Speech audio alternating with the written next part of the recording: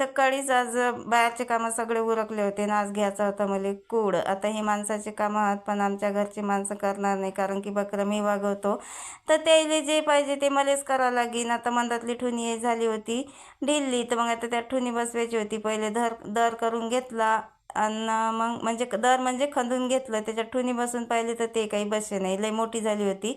आता मग ही ठुनी तोडायची होती आणि एवढे हाल झाले माझ्या ठुनी तोडताना. जेवढं मी तुम्हाला दाखवलं ना तेवढं काही सोपी नव्हतं. थंड वातावरण होतं सकाळचं, पण मला एकदम घाम फुटला होता हे ठुनी तोडू तोडू. पण कशी बी म्या तोडून घेतली. आता करा तर लागीन मलेच.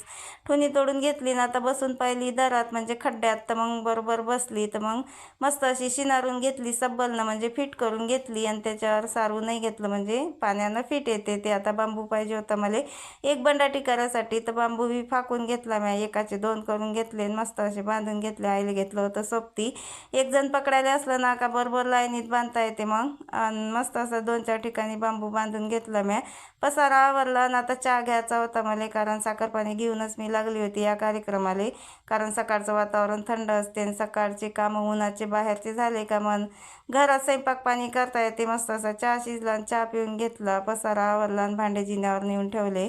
आणि स्वयंपाक राहिला होता तर मग घासता येतात म्हणलं. डायरेक्ट पोचली मी आता वावरात. पराठा पाहिजे होता मला कूड घ्यायले. ताटी आणण्याची काही अवकात नाही मारली, तर मग आता पराठा येणंच. एवढ्या रुतत होत्या ना हे पराठा की तुम्हाला काय सांगू. तरी मी एवढ्या पराठ्या काढल्या होत्या इव्यानं. लंगडू महाराज आमच्या तीच बसेल होते, जसे लय थकले होते लंगडू महाराज. सगळ्या पराठ्या घरी आणल्या आणि कूड घ्यायला लागली. आईले म्हणलं फक्त तू पकडून ठेव, मी कूड घेऊन घेतो. मस्त असा कूड घेऊन घेतला. कूड कसा घेतला कमेंटमध्ये नक्की सांगा. आणि एवढा कूड घ्यायसाठी एवढा धुरळा झाला होता का तुम्हाला काय सांगू. मस्त असं झाडून घेऊन घेतलं आणि आंघोळीला पाणी टाकलं तर बकऱ्या आला. चला तर मग भेटूया पुढच्या ब्लॉगमध्ये.